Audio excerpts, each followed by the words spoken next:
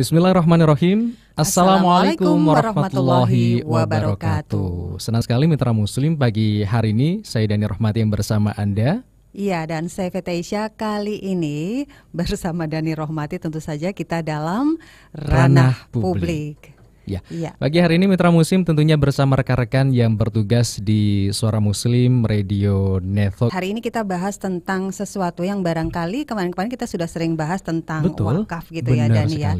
Tapi ada yang istimewa ini, saya juga kaget ketika Dani menyampaikan kita mau bahas tentang wakaf plasma darah. Betul. Oh, apalagi ini ya wakaf plasma darah. Ini kemarin juga mendapat inspirasi atau judulnya dari Ibu Susi Susiatin. Beliau selaku founder Gerakan Wakaf Indonesia. Karena kebetulan suami beliau ini Dr. Sudarsono menjadi salah satu kepala di Rumah Sakit Dr. Sutomo Surabaya. Masya Allah. Dan insya Allah pagi hari ini sebenarnya dijadwalkan dengan beliau suami Ibu Susi, tapi masih ada aktivitas yang lain sehingga belum bisa bergabung pagi hari ini. Baik, kita langsung nanti ya kita ngobrol bareng Ibu Susi Susiatin. Beliau adalah founder Gerakan Wakaf Indonesia.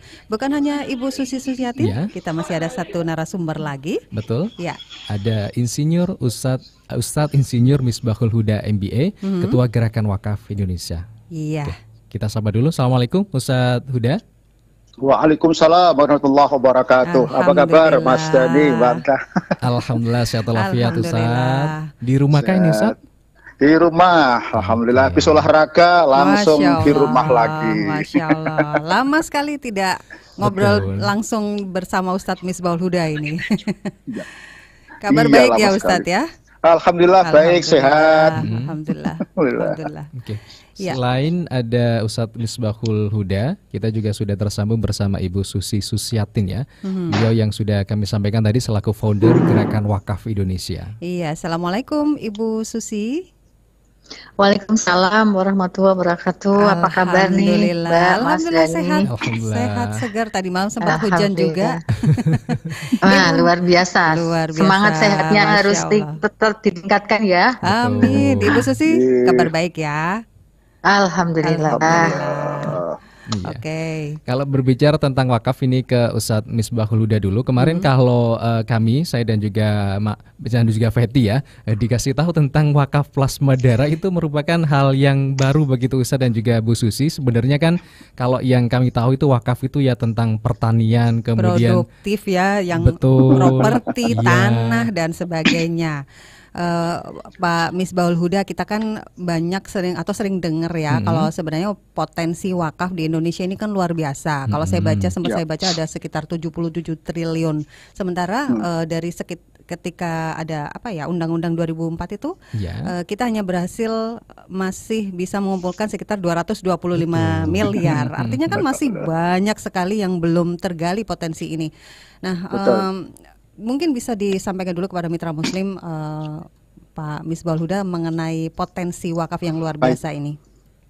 Baik, begini Mbak Betty dan Mas Dandi. BWI sebetulnya not really sebagai nadir yang mengumpulkan dana untuk wakaf produktif macam-macam.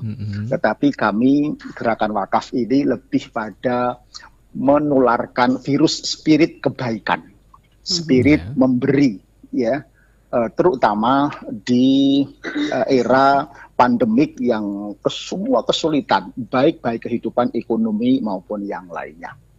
Nah, di saat kesulitan ini maka ada temuan baru yang saya kira butuh partisipasi banyak pihak, ya, termasuk misalnya Radio Suara Muslim, termasuk BWI untuk ikut meliterasi, mensosialisasikan bagaimana wakaf para penyintas COVID. Penyintas itu saya buka-buka survivor ternyata ya. Itu ternyata manfaatnya luar biasa karena dia mempunyai antibodi yang mengenali ya virus COVID ini kayak apa, sehingga ketika didonorkan mereka akan mempunyai kekebalan. Tentu ini wilayah medis ya, tetapi wilayah kami adalah bagaimana mempromosikan, mengkampanyekan gerakan ini agar para survivor, para penyintas yang dulunya dikucilkan, hari ini diperlukan. Dulu menjadi zero, sekarang bisa menjadi hero. Mereka banyak yang rela untuk berkontribusi itu, tetapi nggak tahu jalannya, ya. Dan kepada siapa untuk menghubungi. Kemudian dan memang juga tidak tiba-tiba bisa mendonorkan, ada biayanya. Kenapa? Ya nanti bisa kita bedah. Ada biaya-biaya mereka harus swab test untuk memastikan bahwa virusnya sudah betul-betul jinak dan tidak lagi misalnya seperti itu. Nah, di sini BWI ingin mungkin istilah wakafnya tanda petik ya, bukan kemudian karena ada yang tiba-tiba wakaf itu uang, wakaf itu ya itu mungkin hibah atau donor ya apalah pokoknya semangatnya bukan makna wakaf dalam arti fikih, tetapi makna yang lebih umum yaitu memberi. Karena dalam Al-Munafikun ayat 9-10 itu Allah mengingatkan jangan terlambat dan jangan sampai menyesal ketika Anda belum mempunyai semangat memberi. Wa anfiqu mimma razaqnakum min qabli ayyatiya ahadakumul maut wa yaqula rabbi laula akhartani ila ajalin qarib fa asaddaqa fa akum minas salihin. Maka memberilah kira-kira yang berinfak dengan apa yang telah Allah berikan kepadamu, tidak terbatas kepada harta. Ya, Allah telah berikan kepadamu bisa waktu, bisa harta, bisa kesehatan, dan saya kira bisa juga plasma darah tadi.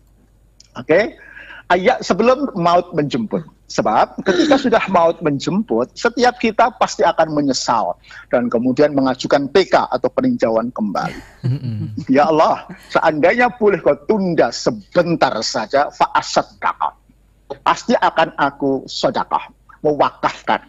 Nah, sedekah itu apa? Ya kesehatan, ya ilmu, ya saya kira darah plasma darah yang sudah ada antibodi layak untuk menolong kepada orang lain. Kenapa tidak? Aku minas salihin dan aku akan menjadi orang-orang yang saleh. Nah, ada kajian terjemahan Pak Nuh yang saya kira menarik. Kenapa fa'asaddaqah, tidak fa'asallah, tidak fa'hajja wa umrota, tidak ibadah yang lain tetapi sedekah. Karena sedekah itu ada kemartabatan, ada keabadian, ada passive income. Meskipun kemudian kita wafat kembali, maka wakaf yang telah kita berikan ini pahalanya akan terus mengalir. Entah itu ilmu, entah itu harta, dan saya kira entah itu kebaikan berupa kesehatan, umur kedua yang telah Allah berikan kepada para penyintas ini. Iya. Sedikit ada gambaran gitu saya, karena tadinya kan yang namanya wakaf kan bayangan saya pribadi ini pasti berkaitan dengan uang, kemudian properti dan sebagainya. Artinya dalam hal ini Badan Wakaf BWI sendiri itu mengambil peran seperti apa sih sebenarnya, Ustadz? Baik, begini, peran kami adalah sosialisasi dan mengkoneksikan mereka-mereka yang bisa memkontribusikan kebaikan kepada kita. Bahwa ketika urusan medis, Mbak Fetty, ketika harus mendonorkan, kemudian ngetes apakah darahnya sudah betul-betul aman, itu urusan PMI. Ya. Bahwa untuk kemudian bagaimana mentransfusikan kepada pasien dan kapan harus ditransfusikan, itu urusan rumah sakit dan dokter spesialis, termasuk Dr. Sudarsono tadi. Beliau sudah menunggu, bukan nggak mau, beliau sudah menunggu kapan ini ditransfusi. Karena ternyata para pasien ini terbatas, adoptannya itu sudah terbatas, mahal kalau ada nggak apa-apa, mahal nggak ada. Ya, bahkan tugas mau random itu di lotre siapa yang dapat, ini urusan mati urip kok di lotre itu gimana sih gitu loh. Sementara para pasien-pasien yang survivor penyintas tadi, testimoni yang saya hubungi beberapa 4 atau 5 orang itu siap, dia bilang begitu, untuk mendonorkan sebagai rasa syukur kepada Allah yang telah memberikan kehidupan kedua. Nah, disinilah peran GWI satu, memberikan literasi kepada para penyintas bahwa sebagai kebaikan rasa syukur itu akan kami literasikan bahwa kehidupan seseorang diukur seberapa besar kontribusi kemanfaatan kepada sesama manusia, yaitu khairun nas anfa'uhum linnas. Ya, 300 ml darahmu ya itu mungkin nggak seberapa bagi yang biasa-biasa, tapi bagi para penyintas ini mahalnya karena menyangkut ya nasib nyawa seseorang. Bahkan ingin saya sampaikan bahwa kebahagiaan itu ukurannya memberi, bukan menerima, bukan meminta, apalagi meminta-minta. Kira-kira. Yang kedua, ayat tadi saya sampaikan. Yang ketiga, banyaknya korban harta maupun nyawa ini, ya, gara-gara pandemik ini membuat orang semakin welas asih, empati, semakin religius dan semangat untuk memberi, termasuk para penyintas COVID-19 tadi. Jumlahnya yang sehat itu ada 164.000 lebih. Banyak yang bersedia menawarkan plasma darahnya untuk mereka yang masih berjuang melawan COVID. Mereka sekali lagi rela mendonorkan sebagai rasa syukur kepada Allah yang telah memberikan kehidupan yang kedua. Nah, meskipun para penyintas siap mendonorkan darahnya, tidak serta-merta langsung bisa jalan. Perlu fasilitator, perlu kontributor, perlu provokator. Nah, saya kira kami GWI bersama Suara Muslim berharap menjadi provokator menjadi motivator kebaikan, ya. Motivator dan provokator kebaikan agar mereka satu pendonornya siap kita list ya, mungkin bahkan kita akan berikan platform untuk mendaftar secara sukarela di mana alamatnya bla bla bla bla bla.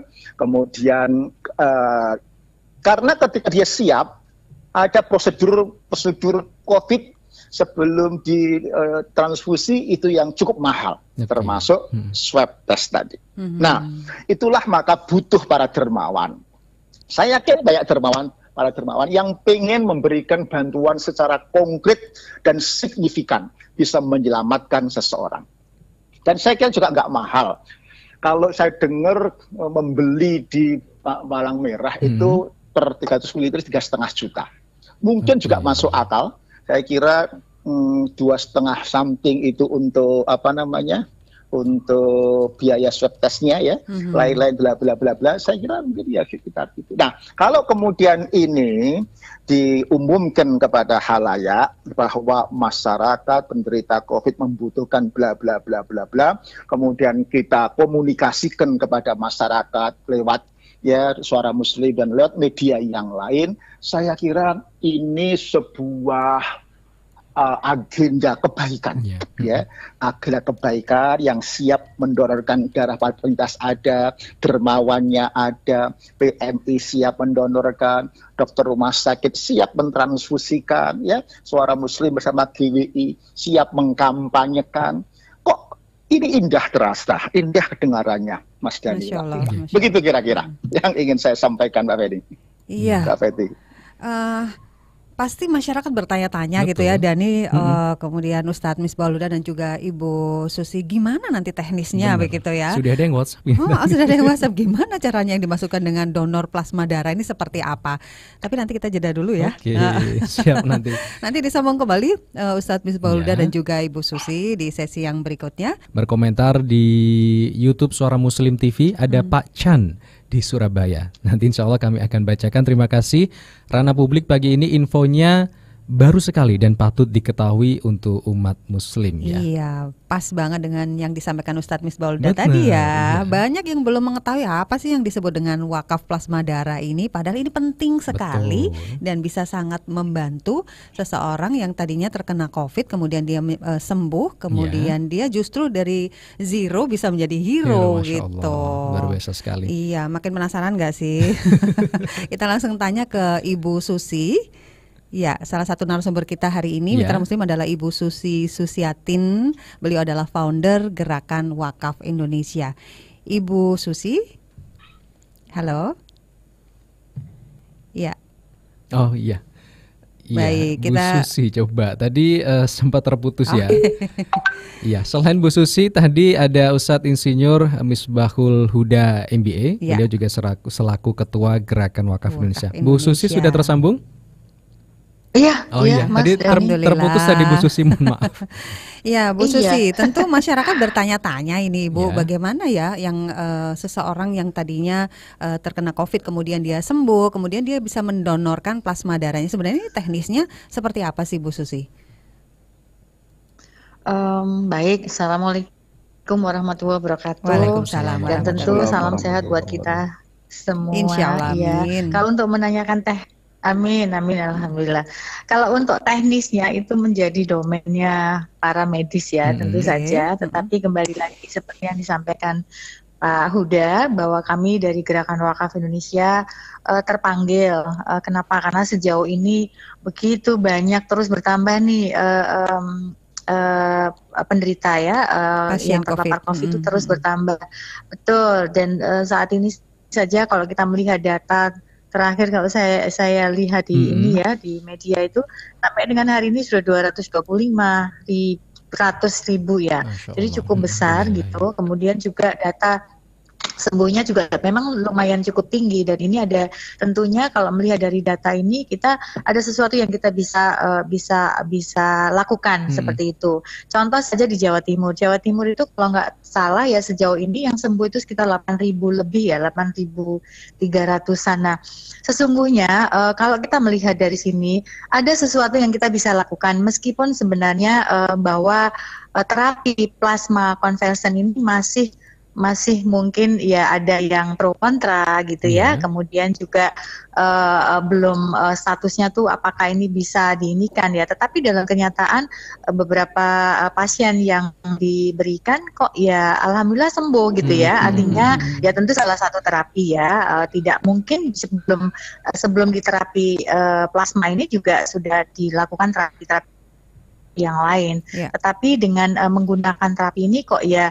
beberapa itu sembuh, dan rasio sembuhnya itu cukup tinggi. Tentu ini domainnya kembali lagi rumah sakit dan dokter yang merawat ya, para dokter tim medis yang merawat, yang nanti insya Allah kita juga sekali waktu bisa mengundang teknisnya seperti apa, artinya kenapa dan lain sebagainya.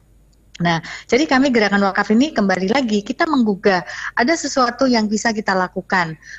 Artinya ini COVID ini kan masih baru, Mas dan Mbak ya. Jadi tentu memang dibutuhkan panjang gitu ya proses. Kan sekarang juga ada yang melakukan misalnya riset atau penelitian bagaimana bisa menciptakan vaksin atau menciptakan obat gitu ya. Nah, dan salah satunya adalah plasma ini. Tentu memang jurnal saya lihat juga belum terlalu banyak literasinya juga, karena kembali lagi ini sesuatu yang baru.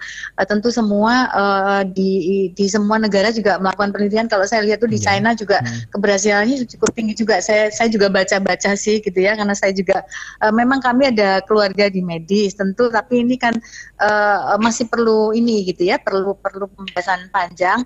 Tetapi yuk kita lihat kenyataan di lapangan bahwa ternyata beberapa pasien yang diberikan terapi plasma konvalesen ini membaik gitu. Ya tentu memang ada yang tidak survive gitu ya. Tentu kapan diberikan dan posisi di mana, kan kalau kita melihat penderita COVID ini kan ada yang rendah, menengah, tinggi gitu ya. Tinggi sudah levelnya sudah mungkin ya sudah cukup ini ya.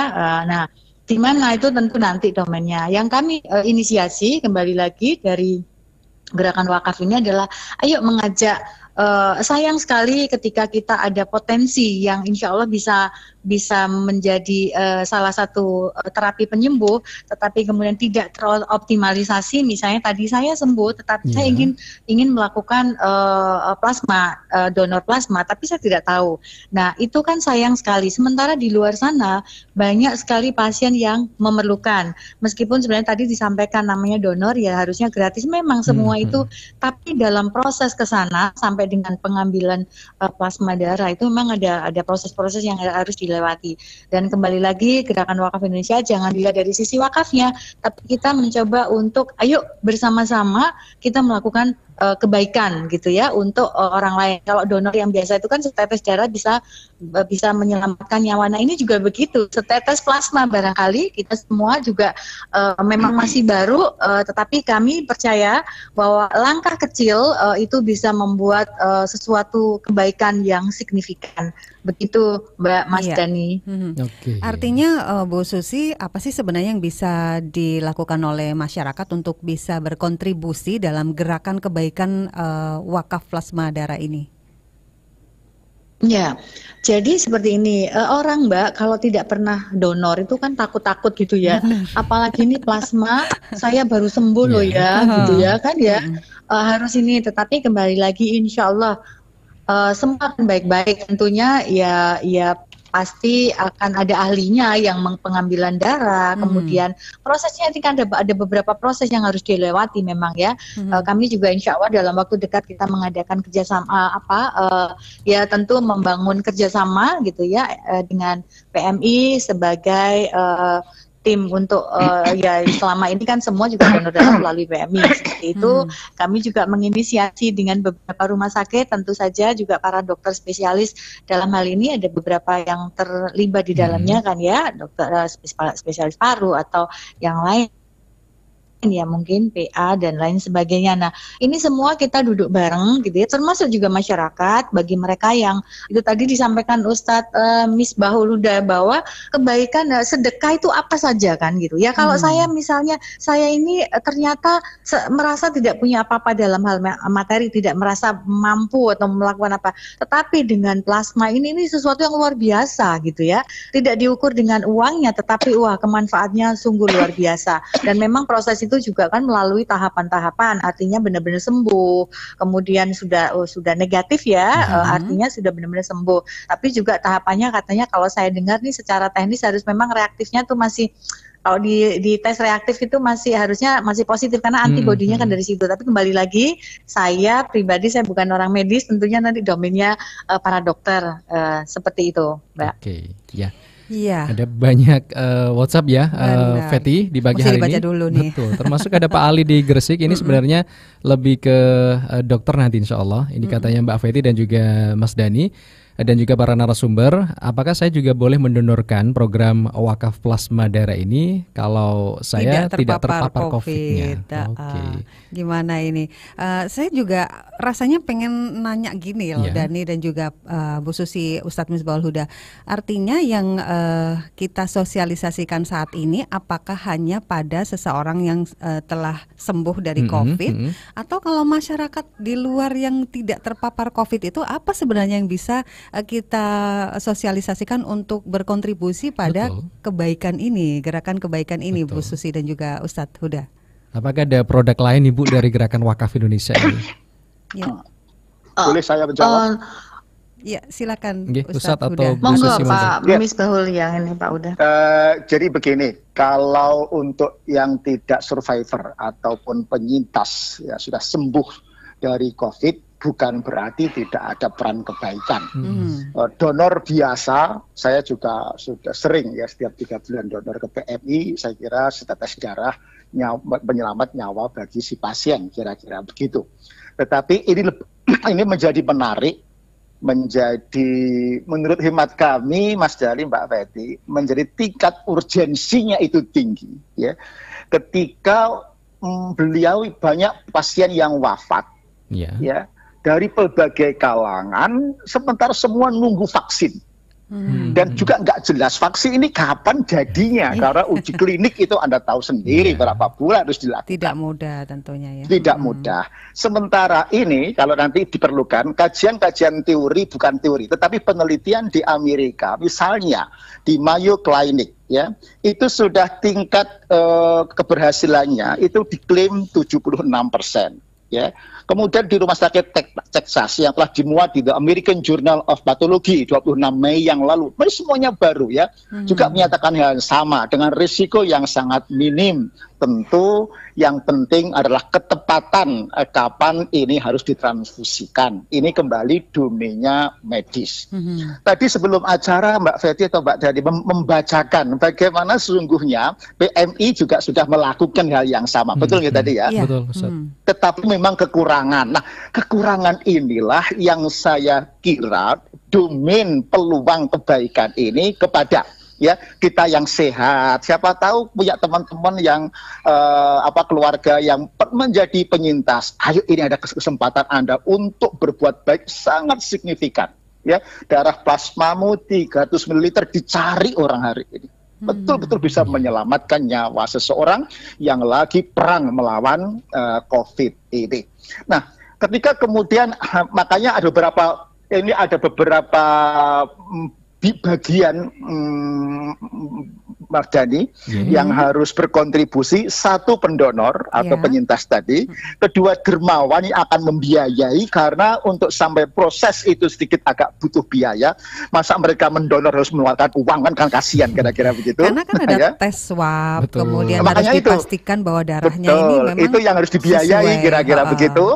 Kemudian ada PMI yang mendonorkan, yang memproses itu dan segala swabnya. Kemudian ada rumah sakit, ya, dan dokter yang kira-kira memerlukan kapan dan berapa mereka harus melakukan tindakan ini. Nah, pada proses mulai PMI sampai eksekusi transfusi itu domainnya medis. Domain kami Gerakan Wakaf ini adalah memberikan literasi dan kampanye kepada para penyintas, kemudian untuk diberikan kemenangan, ini kesempatan berbagi bla bla bla bla. Kemudian juga mengetuk hati para dermawan yang hari ini banyak para dermawan dengan penuh empati dan religius untuk rela menyumbangkan. Nah, dua ini saya kira kalau kemudian GWI bekerja sama dengan media, ya, termasuk ini ya, untuk mengkampanyekan secara intensif bahwa mereka mungkin belum tahu, ragu-ragu, mungkin ada sesi berikutnya kita undang para dokter, ya, termasuk Pak Sudarsono yang memang ahlinya di sini, ya, ada juga seorang dokter yang sudah penyintas juga rela untuk testimoni. Kita bangun persepsi masyarakat bahwa ini kebaikan yang perlu disinergikan. Nah, kami akan mengambil sisi, ya, membangun sinergi antara pendonor, literasi, dan para dermawan tadi, ya, dengan media, membangun sinergi agar akselerasi, ya, penghimpunan plasma darah convalescent ini. Tentu itu penghimpunan dari donor dan kemudian dermawan itu cukup sesuai dengan yang dibutuhkan oleh para dokter, perawat, pasien COVID tadi. Jangan sampai kemudian sudah tahu ini efektif, ini baik, kemudian dokter tidak mendapatkan plasma itu. Bahkan saya dengar akan dirandom. Lah ini kok dirandom, di lotre ini nyawa kok di lotre, kira begitu. Nah, menurut saya begitu. Masya Allah, makin terbuka ya, Dani dan juga Mitra Muslim. Artinya kita sudah punya gambaran. Oh, berarti kita bisa ngambil peran di mana nih? Yes, betul, Bu Fetty. Betul. Beberapa WA sudah masuk ya banyak dari Anda, Mitra Muslim. Salah satunya ada Ibu Septuni ya. Mbak Fetty, sebenarnya saya ingin ikut donor, tapi takut nanti pas swab hasilnya positif lagi, takut dikarantina lagi. Iya. Kalau seperti ini bagaimana ya?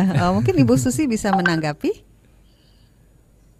Baik, tentu memang pada saat kita akan mendonorkan plasma yang kita sudah dinyatakan sembuh, tetap harus melalui tahapan-tahapan, ada proses yang dilewatin. Ya tentu saja Ibu tidak usah khawatir, karena bukankah kalau kita mengetahui diri kita itu jauh lebih baik. Insya Allah kalau sudah sembuh ya mudah-mudahan tidak ini ya, tetapi kalau misalnya ternyata ini masih positif ya, kami tentu juga menjaga agar yang penerima plasma tadi gitu ya akan baik, artinya ya harusnya memang harus dinyatakan sehat betul. Atau memang ini masuk kriteria gitu kan, baru, karena nanti juga akan diperiksa tidak hanya dari sisi COVID ya kan Mas, juga dilihat dari sisi bahwa ini tidak ada misalnya kayak hepatitis atau apa gitu. Jadi benar-benar memang Ya tentu tentu harus hati-hati ya. Kenapa? Karena ini kan plasma ini akan dimasukkan kepada pasien kan gitu. Jadi itu benar-benar number one tuh ya keamanan, dan memang ini layak. Dia ada beberapa kriteria juga kan gitu, selain juga negatif gitu ya, tentu ada dilihat mungkin juga dari kadar ini ya, mungkin ya plasma ini antibodinya juga ya gitu. Saya juga kurang paham, tentunya itu menjadi domainnya dari PMI ya mungkin ya. Siapa-siapa yang ini, jangankan kok plasma, donor darah saja kan harus dicek juga ya. Betul. Saya ini bisa diterima sebagai pendonor atau tidak, apalagi ini plasma darah seperti itu. Jadi ada tahapan-tahapan yang pastinya akan dilewatin Bu. Iya, insya Allah berarti lanjut kembali begitu ya. Lanjut kembali posisi temanya sama Ustadz Misbahul Huda nanti sambil menghadirkan spesialis harus dokter. Ini karena kayaknya masyarakat sudah sangat ingin tahu begitu bagaimana caranya bisa berkontribusi gitu. Ya, pastinya kita appreciate sekali gitu ya. Justru di momen inilah, ini momen-momen yang sangat nih ya, kita jangan sampai kelewatan momen. Sebenarnya momen ini ada yang bisa kita lakukan, tapi karena kita tidak terlalu ini, ya udah lewat begitu saja. Tentu akan melakukan sesuatu yang positif yang insya Allah nanti juga akan sangat manfaat bagi pengembangan bagi tentu tingkat kesembuhannya nanti kan siapa tahu ya kita menjadi bagian dari ini akhirnya meningkatkan pasien kesembuhan. Tapi tentu tidak itu di awal, selain menjadi pasien kan sebenarnya penyebarannya ini juga harus dulu kan ya, kalau bisa dikurangi gitu. Betul. Ya. Apalah artinya sebuah melakukan kebaikan atau misalnya usaha ini plasma, tapi tentu juga pengurangan pasien ini menjadi sangat penting kan ya. Pasiennya tambah banyak, meskipun dikasih plasma ini banyak juga ya, akhirnya ya kurang terus karena jumlah pasiennya banyak seperti itu. Tentu kita masyarakat juga akan mulai membatasi dengan apa-apa yang melakukan protokol dan lain-lain. Tentu itu yang pertama. Yang kedua ya kita insya Allah dalam waktu dekat kita duduk bareng bersama untuk lebih intens dan juga melakukan apa berkontribusi di mana itu kan kita memang ini nanti insya Allah juga ke depan kita bersama-sama mungkin menghadirkan salah satu pakar gitu ya, itu kemudian juga testimoni juga karena ada beberapa dokter yang tadinya positif kemudian terus sekarang sembuh dan berkenan meskipun tim medis tapi berkenan untuk mendonorkan plasmanya juga itu ada, dan kita bisa nanti menjadi mengundang untuk testimoni supaya masyarakat juga lebih tahu ya, seperti itu Mas Mbak. Masya Allah. Ya. Terakhir mungkin langsung ke Ustadz Misbahul Huda.